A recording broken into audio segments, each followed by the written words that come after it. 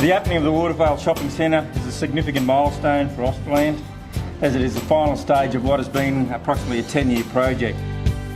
The completed centre represents an investment of approximately $30 million in the local area and 20-odd retail stores, much needed for the community. You've all done a fantastic job in getting your shops fitted out and ready for trade.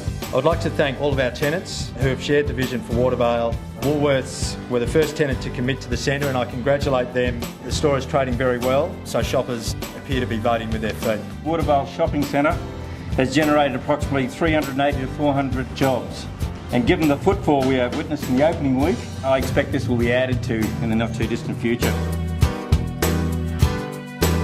It was a challenging program. We lost 24 days due to weather in the construction program, but we still managed an outstanding result. Congratulations to the team. So I'd like to take this opportunity to thank everyone involved in making today possible, and we are proud to be associated with not only this development but also the broader Watervale community. Thank you to everyone at Australand. Obviously an amazing, well-needed project for this local community. I'd like to congratulate all of the builders, construction workers, planners, engineers, everyone that had a hand in building such a magnificent facility, and we certainly look forward to its success.